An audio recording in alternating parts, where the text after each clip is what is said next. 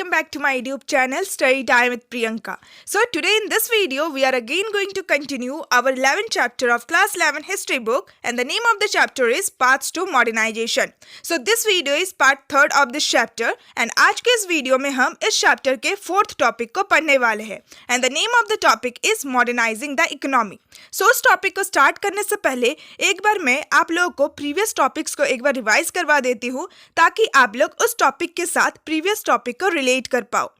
हमने अपने first part में यानी कि इस चैप्टर का जो पहला वीडियो था उस वीडियो में हमने इस चैप्टर के ओवरव्यू को देखा था, जिसमें मैंने आप लोगों को बताया था कि इस चैप्टर में मेनली हम लोग जापान एंड चाइना के बारे में पढ़ने वाले हैं।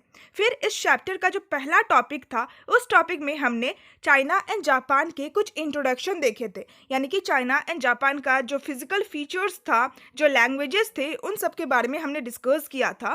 फिर सेकंड पार्ट में हमने बेसिकली जापान वाले टॉपिक को स्टार्ट किया था। हमारा जो पहला सब टॉपिक था द पॉलिटिकल सिस्टम, उसमें हमने देखा था कि जापान का शुरुआत में पॉलिटिकल सिस्टम कैसा था।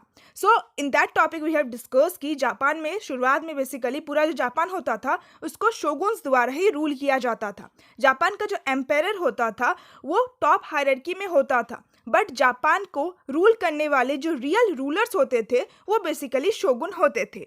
फिर नेक्स्ट सब टॉपिक में हमने बेसिकली ये देखा था अबाउट द मेजी रीस्टोरेशन, यानी कि जापान का जो एम्पायर था एंड उसका जो पोजीशन था उसको फिर से रीस्टोर किया गया। And Meiji was an empire of Japan, Japan के एक एम्पायर थे एंड इन्होंने ही जापान का जो एम्पायर वाला सिस्टम था उसको अगेन रीस्टोर किया था।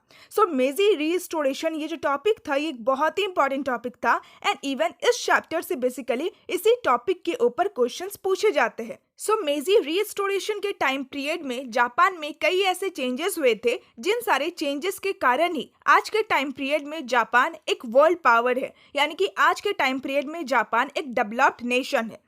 प्रीवियस वीडियोस अगर अभी तक आप लोगों ने नहीं देखा है then please first and second part को जरूर देख लीजिएगा। इवन पार्ट सेकंड बहुत ज़्यादा इंपॉर्टेंट है, एंड ये जो टॉपिक है द मेजी रीस्टोरेशन ये तो इवन बहुत ही ज़्यादा इंपॉर्टेंट है। प्लीज़ इट्स अ रिक्वेस्ट कि अगर अभी तक आप लोगों ने प्रीवियस पार्ट्स को नहीं देखा है देन प्रीवियस पार्ट्स को प्लीज जरूर देख लीजिएगा। नाउ अब हम फाइनली अपने नेक्स्ट टॉपिक को स्टार्ट करते हैं। The name of the topic is modernising the economy.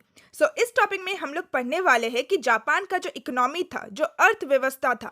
Economy का मतलब क्या होता है? बेसिकली कंट्री का जो इकोनॉमी होता है वो बेसिकली उस कंट्री के इंडस्ट्रीज एंड बिजनेसेस जो वेल्थ जनरेट होता है उसी के ऊपर बेस्ड होता है, उसी को हम कंट्री की इकोनॉमी कहते हैं।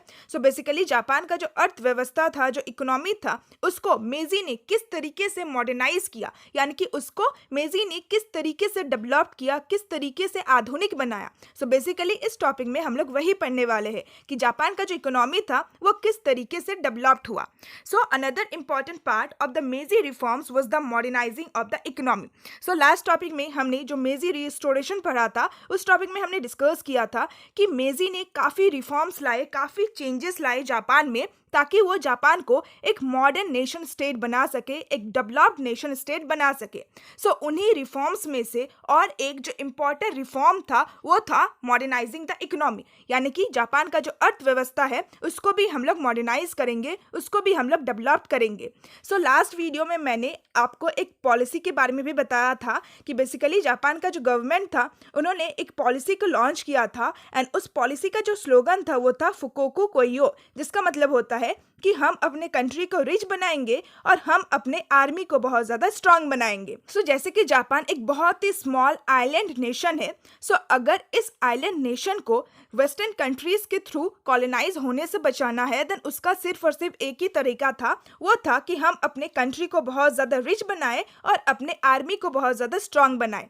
वो उनका जो पॉलिसी था उसी पॉलिसी का एक पार्ट है मॉडर्नाइजिंग द इकोनॉमी, यानी कि अगर हम अपने इकोनॉमी को मॉडर्नाइज करेंगे, डेवलप करेंगे, दैट मीन्स कि हमारा जो कंट्री है वो रिच बनेगा। एंड अगर जापान एक रिच कंट्री बन जाता है देन कहीं ना कहीं वेस्टर्न कंट्रीज के थ्रू उन्हें जो प्रॉब्लम फेस करना पड़ रहा है उन सारे प्रॉब्लम्स को वो अच्छी तरीके से फेस कर सकते हैं।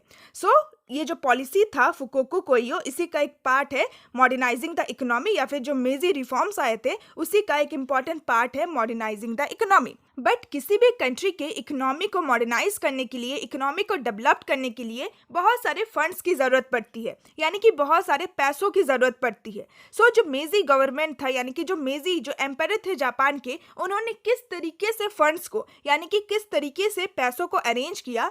सो funds we raised by leaving an agricultural tax, यानी कि जो एग्रीकल्चरल प्रोडक्शन था, जो एग्रीकल्चरल सेक्टर था, सो एग्रीकल्चरल प्रोडक्शन के ऊपर बहुत सारे टैक्स को इम्पोज किए जाते थे। एंड उस टैक्स के थ्रू जो रेवेन्यू जनरेट होता था, उसी सारे रेवेन्यू से जो इकोनॉमी है उसको मजबूत बनाया गया, जो इकोनॉमी है उसको डेवलप्ड एंड मॉडर्नाइज किया गया। नाउ नेक्स्ट हमें बता रखा है about the steps taken for modernising the economy, यानी कि मेजी गवर्नमेंट द्वारा कौन से स्टेप्स लिए गए जापान की इकोनॉमी को मॉडर्नाइज करने के लिए, जापान की इकोनॉमी को डेवलप करने के लिए।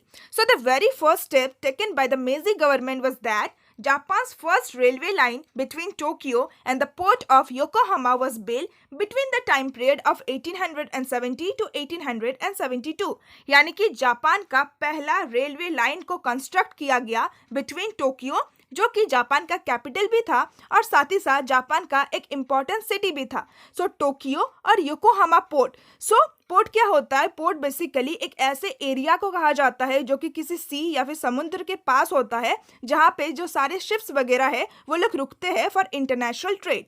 सो जो जापान में योकोहामा पोर्ट था एंड जो टोक्यो जो सिटी था, इन दोनों जगहों के बीच में रेलवे लाइंस को कंस्ट्रक्ट किया गया, पहला रेलवे लाइन कंस्ट्रक्ट किया गया between this time period. So now अब आप सोच रहे होंगे कि अगर मेजी गवर्नमेंट को जापान के इकोनॉमी को मॉडर्नाइज करना है, जापान की इकोनॉमी को डेवलप करना है, देन उसके लिए तो जापान में बहुत सारे फैक्ट्रीज एंड इंडस्ट्रीज को स्टेबलाइज करना चाहिए, बहुत सारे फैक्ट्रीज एंड इंडस्ट्रीज को कंस्ट्रक्ट करना चाहिए।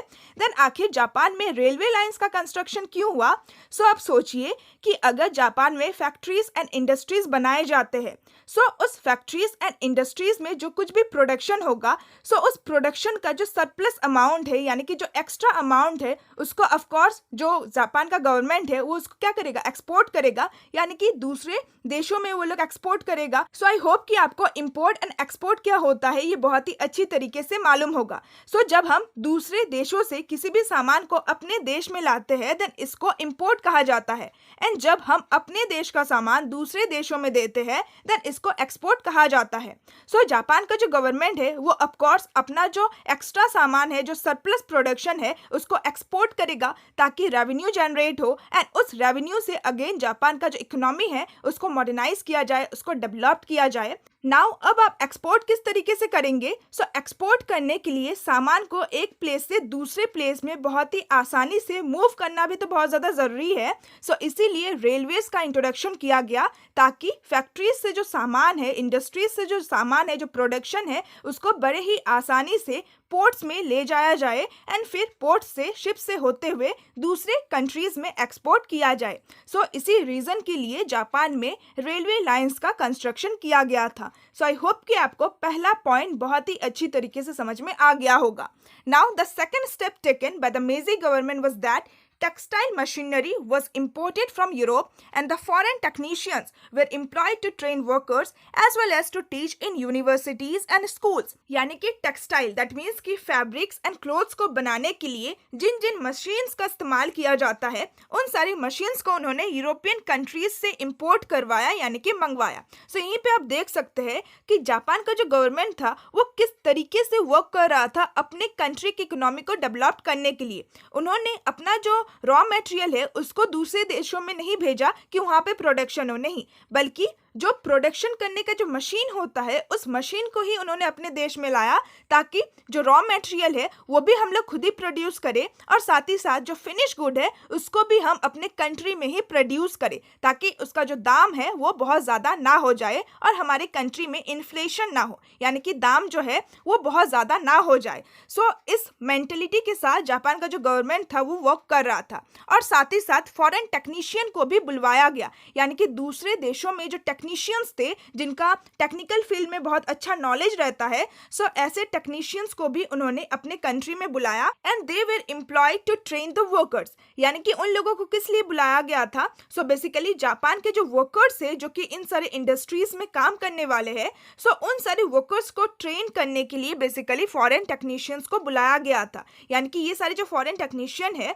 वो लोग जापान के वर्कर्स को सिखाए कि इन सारे मशीन्स को किस तरीके से यूज करना है एंड अगर इन सारे मशीन्स में कुछ प्रॉब्लम हो जाता है देन उन सारे प्रॉब्लम्स को किस तरीके से सॉल्व करना है। सो इसी चीज के लिए उन्होंने फॉरेन टेक्नीशियन को अपने कंट्री में बुलाया था और साथ ही साथ फॉरेन जो टेक्नीशियंस थे ये लोग यूनिवर्सिटीज एंड स्कूल्स में भी टीच करते थे बच्चों को कि किस तरीके से आप लोगों को मशीन्स का यूज करना है, किस तरीके से आप लोगों को प्रोडक्शन करना है। सो ये सारा जो नॉलेज था वो बच्चों को यानी कि जापानीज स्टूडेंट को स्कूल लेवल पे एंड यूनिवर्सिटीज में ही दिया जा रहा था। Now नेक्स्ट हमें बता रखा है that the Japanese students were also sent to abroad. यानी कि जापान के जो स्टूडेंट्स थे उन्हें भी अब्रॉड यानी कि दूसरे देशों में पढ़ने के लिए भेजा जाता था, मेनली यूरोपियन कंट्रीज या फिर यूएसए में, ताकि जो जापानीज स्टूडेंट है वो लोग फॉरेन कंट्रीज में जाके उनका जो आइडियाज है, उनके पास जो टेक्निक है उसको सीखे एंड फिर उन सारे नॉलेज को वो लोग अपने कंट्री में इम्प्लीमेंट करे। नाउ नेक्स्ट बता रखा है कि 1872 में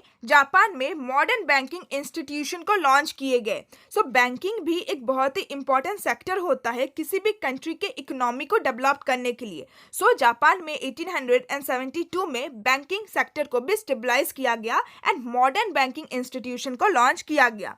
नेक्स्ट हमें बता रखा है that companies like Mitsubishi and Sumitomo were help through subsidies and tax benefits to become major shipbuilders so that Japanese trade was from now on carried in Japanese ship.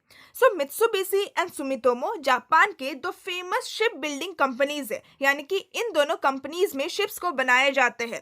सो जो मेजी गवर्नमेंट था उन्होंने इन दोनों companies को help करने का सोचा through subsidies, यानी कि इन दोनों कंपनीज को थोड़ा सब्सिडीज प्रोवाइड किया, यानी कि थोड़ा मनी प्रोवाइड किया और साथ ही साथ टैक्स बेनिफिट्स भी प्रोवाइड किया। टैक्स बेनिफिट्स यानी कि ये दोनों जो प्राइवेट कंपनीज है, सो इन दोनों प्राइवेट कंपनीज के ऊपर जो टैक्स लगाया जाता है उसको भी थोड़ा रिड्यूस किया गया। क्यों किया गया? ताकि ये दोनों जो कंपनी है वो मेजर शिप बिल्डर्स कंपनी बन जाए एंड बहुत ही अच्छे अच्छे शिप को बिल्ड करे, ताकि जापान का जो ट्रेड है, जो इंटरनेशनल ट्रेड है, वो दूसरे कंट्रीज के शिप में नहीं बल्कि जापानीज शिप्स के थ्रू ही कैरिड आउट हो। यानी कि जापान जो था वो हर तरीके से अपने आप को इंडिपेंडेंट बनाना चाहता था। वो नहीं चाहता था कि हम किसी भी कंट्री के ऊपर किसी भी चीज के लिए डिपेंडेंट रहे। सो इसीलिए अपनी इकोनॉमी को और ज्यादा डेवलप करने के लिए और ज्यादा मॉडर्नाइज करने के लिए, उसको मजबूत बनाने के लिए उन्होंने बेसिकली ये दोनों जो प्राइवेट कंपनीज था जहाँ पे शिप बनाए जाते थे, सो इन दोनों प्राइवेट कंपनीज को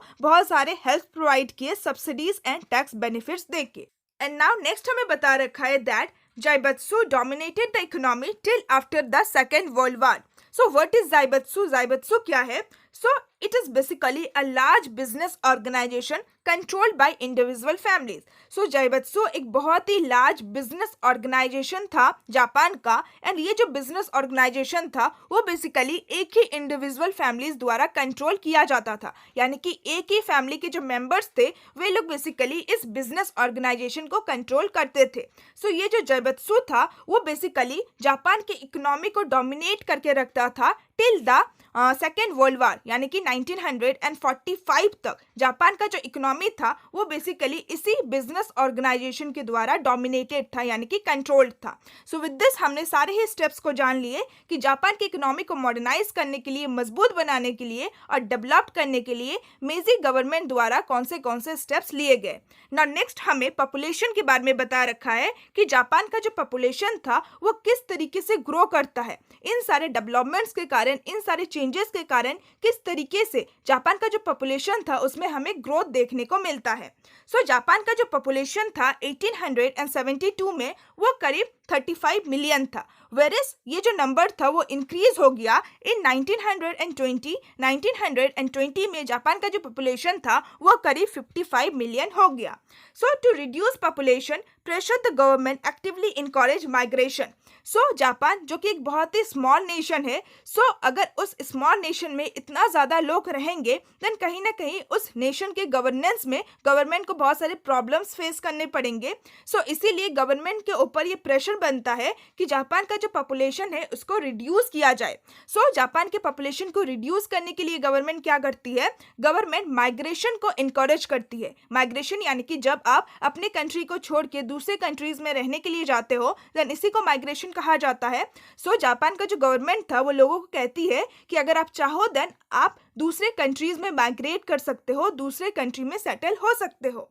सो first to the northern island of Hokkaido. So Japan का जो नॉर्थर्न आइलैंड है होकाइडो, सो बहुत सारे लोगों को होकाइडो आइलैंड पे भेजा गया, वहाँ पे माइग्रेट किया गया। सो होकाइडो ये जो आइलैंड था वो बेसिकली ऑटोमोनियस एरिया था, यानी कि उस एरिया में जो जापानीज गवर्नमेंट था उसका इतना ज़्यादा डोमिनेंस नहीं था, उनका इतना ज़्यादा कंट्रोल नहीं था। एंड वो जो एरिया था यानी कि होकाइडो ये जो आइलैंड था इसमें बेसिकली इंडिजिनियस पीपल रहा करते थे जिनका नाम होता था एनु। सो जापान के बहुत सारे लोगों को होकाइडो माइग्रेट करवाया गया और साथ ही साथ हवाई एंड ब्राज़ील। सो ये सारे जो एरियाज थे इन सारे एरियाज में भी जापान के पॉपुलेशन को माइग्रेट करवाया गया। और साथ ही साथ जैसे कि जापान बहुत ज़्यादा डेवलप्ड हो रहा था, बहुत ज़्यादा ग्रोथ कर रहा था, so Japan as we have discuss in our last videos कि जापान अब धीरे धीरे अपने कॉलोनियल एम्पायर को बिल्ड कर रहा था, यानी कि दूसरे वेस्टर्न कंट्रीज की तरह जापान भी अब दूसरे देशों को अपना कॉलोनी बना रहा था। सो जापान ने जितने भी छोटे छोटे कंट्रीज में अपने कॉलोनी को स्टेबलाइज किया था,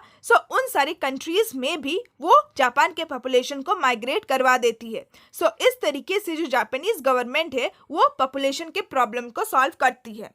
नाउ नेक्स्ट हमें बता रखा है that within Japan there was a shift to towns as industry developed, यानी कि जापान में रहने वाले जो लोग थे, सो जापान में रहने वाले जो लोग थे वो लोग भी टाउन्स की तरफ शिफ्ट कर रहे थे, यानी कि ज़्यादातर जो पॉपुलेशन था जापान में वो लोग टाउन्स में रहना चाहते थे क्योंकि टाउन्स में ही इंडस्ट्रीज का डेवलपमेंट हो रहा था। सो 1925 तक जापान का करीब 21% जो पॉपुलेशन है वो सिटीज में रहा करते थे, बट 1935 तक यानी कि 10 साल के अंदर अंदर ये जो परसेंटेज है वो 32% हो गया, यानी ये करीब 22.5 मिलियंस ऑफ जो पीपल है वो लोग शहर में रहना चाहते थे, सिटीज में रहना चाहते थे। सो विद दिस हमने ग्रोथ ऑफ पॉपुलेशन को भी बहुत ही अच्छी तरीके से समझ लिया। So now let's move to our next topic. So the name of the topic is industrial workers. So इस टॉपिक में हम जापान के इंडस्ट्रीज में काम करने वाले जो वर्कर्स थे उनके बारे में जानेंगे। So the number of people in manufacturing increased from 7 lakh in 1870 to 4 million in 1930, यानी कि जापान का जो पॉपुलेशन था वो तो इंक्रीज हो ही रहा था, साथ ही साथ जापान के जितने भी इंडस्ट्रीज थे, जो फैक्ट्रीज थे, सो उन सारे फैक्ट्रीज एंड इंडस्ट्रीज में काम करने वाले जो लोग थे, जो वर्कर्स थे, उनका जो पॉपुलेशन था, उनका जो नंबर था वो भी बहुत ज़्यादा इंक्रीज हो रहा था।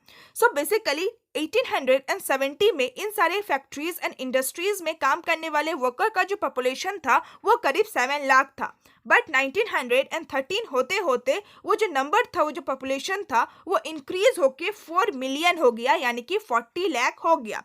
सो most of them worked in units employing less than 5 people and using neither machinery nor electric power. So ज़्यादातर जो वर्कर्स होते थे, जो इंडस्ट्रीज में वर्क करते थे, वो लोग बेसिकली यूनिट्स में काम किया करते थे। यूनिट्स यानी कि वो लोग बेसिकली ग्रुप्स में काम किया करते थे।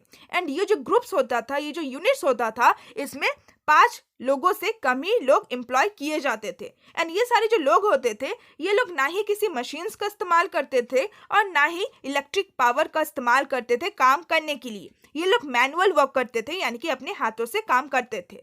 ना नेक्स्ट हमें बता रखा है about the participation of women, यानी कि इन सारे इंडस्ट्रीज में, जापान के फैक्ट्रीज एंड इंडस्ट्रीज में वुमेन का कितना ज्यादा पार्टिसिपेशन था। So over half of those employed in modern factories were women, यानी कि मॉडर्न फैक्ट्रीज में, यानी कि जापान में जितने भी न्यू फैक्ट्रीज बनाए गए थे, जितने भी न्यू इंडस्ट्रीज बनाए गए थे जो कि मॉडर्न थे, डेवलप्ड थे, सो उन सारे फैक्ट्रीज में काम करने वाले जो ज़्यादातर वर्कर्स थे, जो ज़्यादातर एम्प्लॉयर थे, वो बेसिकली वेमेन ही थे। So over half of those employed, यानी कि इन सारे फैक्ट्रीज में काम करने वाले आधे से भी ज़्यादा जो वर्कर्स थे वो बेसिकली वेमेन ही थे। और साथ ही साथ वो वुमेन ही थे जिन्होंने जापान में पहला मॉडर्न स्ट्राइक किया था 1886 में। यानी कि बेसिकली वर्कर्स लोग अगर उनको कुछ डिमांड करना हो देन वो लोग स्ट्राइक्स वगैरह करते हैं, हड़ताल वगैरह करते हैं। सो 1886 में वुमेन ने ही पहला मॉडर्न स्ट्राइक किया था जापान में। So after 1900 the number of the men began to increase, but only in the 1930s did male workers begin to outnumber women. यानी कि 1900 के बाद से मेन का जो नंबर था, यानी कि मेल वर्कर्स का जो नंबर था वो इंक्रीज होने लगा, बट 1930s के टाइम पीरियड में ही जो मेल वर्कर्स थे उनका जो नंबर था वो वुमेन वर्कर्स के नंबर से भी बहुत ज़्यादा हो गया। यानी कि आउट नंबर का मतलब क्या होता है, जब आप किसी एक पर्टिकुलर नंबर को क्रॉस करते हो। सो वुमेन का जितना भी नंबर था, वुमेन वर्कर्स का जो पार्टिसिपेशन था इन सारे मॉडर्न इंडस्ट्रीज में, सो इस नंबर को भी मेल वर्कर्स पार कर देते हैं 1930s के टाइम पीरियड में। बट शुरुआत में जो ज़्यादातर वर्कर्स थे वो बेसिकली वुमेन वर्कर्स ही थे। सो विद दिस हमने वुमेन के पार्टिसिपेशन को भी देख लिया in the modernising of the economy और इन द इंडस्ट्रीज और मॉडर्न फैक्ट्रीज। नाउ अब हमें ग्रोथ ऑफ फैक्ट्रीज के बारे में बता रखा है, यानी कि जापान में जो भी न्यू फैक्ट्रीज बनाए गए थे उनका किस तरीके से ग्रोथ हो रहा था। So the size of the factories also began to increase. So Japan में जितने भी फैक्ट्रीज थे, जितने भी इंडस्ट्रीज थे, उनका जो साइज था, उनका जो नंबर था वो भी बहुत ज़्यादा इंक्रीज हो रहा था। नाउ नेक्स्ट हमें बता रखा है कि जापान में जितने भी फैक्ट्रीज थे उन सारे फैक्ट्रीज में करीब 100 वर्कर्स से ज़्यादा वर्कर्स को ही एम्प्लॉय किया जाता था, उन लोगों से काम करवाया जाता था। बट 1909 में ये जो नंबर था वो इंक्रीज होके 1000 हो गया, एंड फिर 1920 तक ये जो नंबर था वो डबल हो गया, यानी कि करीब 2000 ऑफ वर्कर्स को एम्प्लॉय किया जाने लगा फैक्ट्रीज में। एंड 1930s तक, यानी कि अगले 10 सालों में ये जो नंबर था वो अगेन डबल हो गया, यानी कि करीब 4000 ऑफ एम्प्लॉयर्स को, वर्कर्स को इन सारे फैक्ट्रीज में एम्प्लॉय करवाया गया, काम करवाया गया। Yet even in 1940 there were over 5,50,000 workshops that employed less than 5 employees. But ऐसा नहीं था कि सारी जो फैक्ट्रीज थे उन सारे फैक्ट्रीज में एम्प्लॉयर्स का जो नंबर था वो बहुत ज़्यादा ही इंक्रीज होने लगा। बट 1940 तक भी ऐसे कई वर्कशॉप्स थे। सो करीब ऐसे 5,50,000 वर्कशॉप्स थे जिन सारे वर्कशॉप्स में 5 से भी कम एम्प्लॉयर्स को एम्प्लॉयड किया जाता था। सो विद दिस हमने फैक्ट्रीज के ग्रोथ के बारे में भी जान लिया। नाउ नेक्स्ट हमें बता रखा है about the problems due to the growth of industries, यानी कि इंडस्ट्रीज एंड फैक्ट्रीज के ग्रोथ होने की वजह से जापान में कौन से प्रॉब्लम्स अराइज हो रहे थे। सो जापान में जिस तेजी से इंडस्ट्रीज का ग्रोथ हो रहा था, एंड ये जो ग्रोथ था वो अनरेगुलेटेड था, यानी कि विदाउट एनी कंट्रोल, बिना किसी कंट्रोल का जापान में इंडस्ट्रीज का ग्रोथ हो रहा था, फैक्ट्रीज का ग्रोथ हो रहा था। सो इंडस्ट्रीज एंड फैक्ट्रीज के ग्रोथ होने के कारण बहुत सारे इन्वायरमेंटल प्रॉब्लम्स भी हो रहे थे। So as we all know that कि फैक्ट्रीज एंड इंडस्ट्रीज में जो स्मोक होता है वो हमारे इन्वायरमेंट को बहुत ज़्यादा हार्म पहुंचाता है, उससे एयर पोल्यूशन होता है। सो इंडस्ट्रीज की ग्रोथ होने की वजह से जापान में बहुत सारे इन्वायरमेंटल डिस्ट्रक्शन, यानी कि बहुत सारे इन्वायरमेंटल प्रॉब्लम्स भी रेज हुए, बहुत ज़्यादा एयर पोल्यूशन हुआ, बहुत ज़्यादा इन्वायरमेंटल पोल्यूशन हो रहा था। और साथ ही साथ जो नेचुरल रिसोर्सेज का डिमांड था इन सारे फैक्ट्रीज में, इन सारे इंडस्ट्रीज में, जैसे कि टिम्बर। सो टिम्बर को ऑब्टेन करने के लिए आपको पेड़ों को काटना पड़ेगा, दैट मीन्स कि डिफॉरेस्टेशन होगा, एंड डिफॉरेस्टेशन होने की वजह से भी अगेन वो इन्वायरमेंट को इफेक्ट करेगा। सो ये जो इंडस्ट्रीज का ग्रोथ हो रहा था, जो फैक्ट्रीज का ग्रोथ हो रहा था, और साथ ही साथ जो डिफॉरेस्टेशन हो रहा था, सो इन सारी चीज़ों की वजह से जापान का जो इन्वायरमेंट था, जो पर्यावरण था, उसको बहुत सारे प्रॉब्लम्स फेस करने पड़ रहे थे।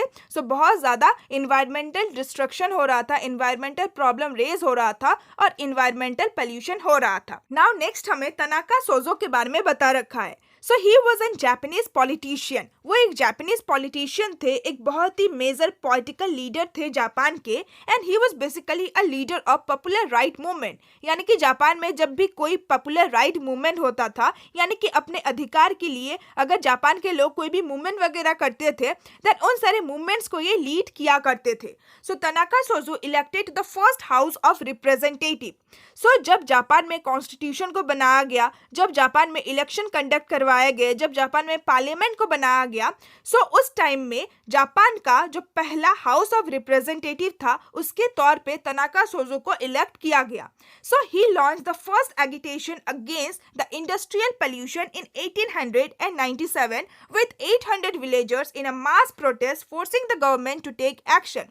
So जैसे कि मैंने आपको बताया कि जो तनाका सोजो थे, he was a leader of popular right movement. जब भी कोई मूवमेंट वगैरह होता है, उसको लीड किया करते थे Tanaka Sojat. So Tanaka Sojat was the first person जिन्होंने पहली बार एगिटेशन किया, यानी कि पहली बार विद्रोह किया against the industrial pollution in 1897, यानी कि इंडस्ट्रीज एंड फैक्ट्रीज के ग्रोथ होने की वजह से जापान में जो इंडस्ट्रियल पोल्यूशन हो रहा है, सो उस पोल्यूशन के अगेंस्ट में उन्होंने 1897 में पहली बार एगिटेशन किया, फर्स्ट टाइम विद्रोह किया विद 800 विलेजर्स, यानी कि 800 दूसरे विलेजर्स के साथ। एंड उन्होंने गवर्नमेंट को फोर्स किया कि आप पोल्यूशन को कंट्रोल करने के लिए कुछ इंपॉर्टेंट स्टेप्स लो, कुछ important action low. So with this हमारा ये पॉइंट भी कंप्लीट होता है, जिसमें हमने देखा कि इंडस्ट्रीज की ग्रोथ होने की वजह से जापान में कैसे कैसे प्रॉब्लम अराइज हो रहे थे, एंड तनाका सोजो ने किस तरीके से इस प्रॉब्लम को सॉल्व करने के लिए गवर्नमेंट को फोर्स किया। सो विद दिस हमारा ये टॉपिक कंप्लीट होता है। Now let's move to our next topic. Now next topic का नाम है एग्रेसिव नेशनलिज्म। सो सबसे पहले जानते हैं कि नेशनलिज्म का मतलब क्या होता है। सो नेशनलिज्म यानी कि राष्ट्रवाद, जो एक पैट्रियोटिक फीलिंग होता है अपने देश के लिए, जो एक प्रेम होता है, जो एक फीलिंग होता है, उसी को नेशनलिज्म कहते हैं।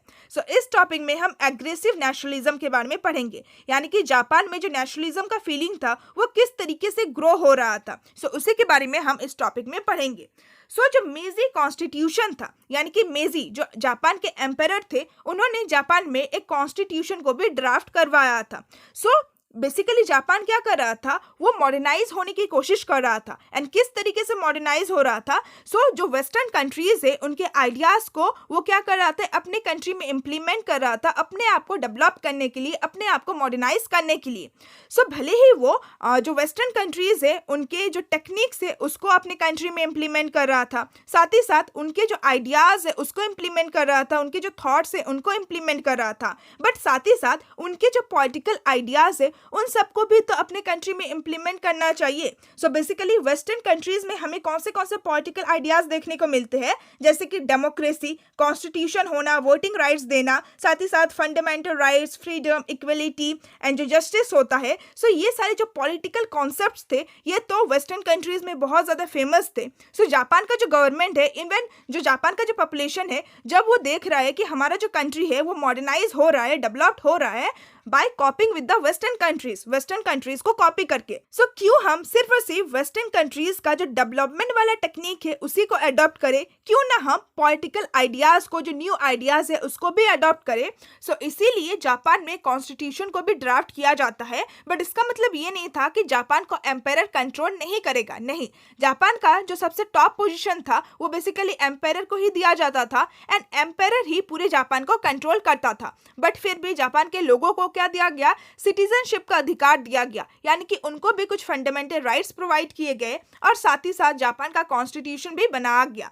सो द मेजी constitution was based on A restricted franchise, यानी कि मेजी ने जिस कॉन्स्टिट्यूशन को ड्राफ्ट किया था जापान के लिए वो रेस्ट्रिक्टेड फ्रेंचाइज के ऊपर बेस्ड था। रेस्ट्रिक्टेड फ्रेंचाइज यानी कि जापान में रहने वाले हर एक लोगों को वोटिंग करने का राइट नहीं था, एंड क्रिएटेड अ डाइट। और साथ ही साथ मेजी ने यानी कि जापान के एम्पायर ने जापान में एक डाइट को भी क्रिएट किया था। Now what is a diet? So diet is basically a German word for parliament, यानी कि जो जापानीज लोग हैं वो लोग डाइट शब्द का इस्तेमाल करते हैं, जो कि एक जर्मन वर्ड है पार्लियामेंट को डिस्क्राइब करने के लिए। Because of the influence of the German legal ideas. So basically Germany का जो लीगल आइडियाज है उसका बहुत ज़्यादा इन्फ्लुएंस है जापान में। सो इसीलिए जो जापान के लोग हैं वे लोग पार्लियामेंट को डिस्क्राइब करने के लिए इसी वर्ड का इस्तेमाल करते हैं, डाइट।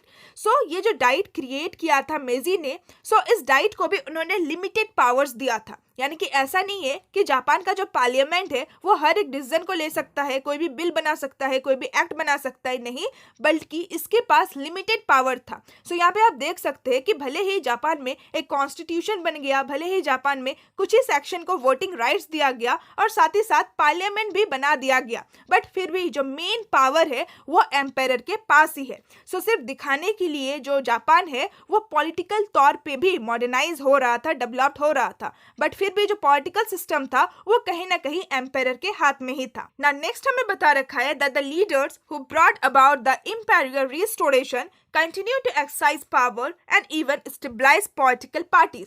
यानी कि ऐसे लीडर्स जिन्होंने इंपीरियल यानी कि जो एम्पायर का जो पोजीशन था कंट्री में, जापान में, उसको रीस्टोर करने में हेल्प किया था। सो ऐसे लीडर्स को ही पावर दिया गया कि वे लोग अपने पावर को एक्सरसाइज कर सकते हैं, एंड ऐसे लीडर्स को ही ये हक दिया गया कि आप अपने लिए पॉलिटिकल पार्टीज को भी स्टेबलाइज कर सकते हैं। सो ऐसे लीडर्स जिन्होंने एम्पायर की हेल्प की थी उनके पोजीशन को रीस्टेबलाइज करने के लिए, रीस्टोर करने के लिए, सो ऐसे लीडर्स को ही परमिशन दिया गया कि आप अपने लिए पॉलिटिकल पार्टीज को भी स्टेबलाइज कर सकते हैं, फॉर्म कर सकते हैं, और साथ ही साथ इन लीडर्स को ही पावर दिया गया एक्सरसाइज करने के लिए। सो 1918 से लेकर 1931 के बीच में जापान में जितने भी इलेक्शन होते हैं, एंड उन सारे इलेक्शन में जिस भी व्यक्ति को प्राइम मिनिस्टर के रूप में इलेक्ट किया जाता है वही फिर अपना कैबिनेट को फॉर्म करता है, यानी कि अपना कैबिनेट मिनिस्टर को फॉर्म करता है। सो कैबिनेट मिनिस्टर बेसिकली कौन मिनिस्टर होते हैं? सो जैसे कि अलग अलग मिनिस्टर्स होते हैं हर एक डिपार्टमेंट के लिए,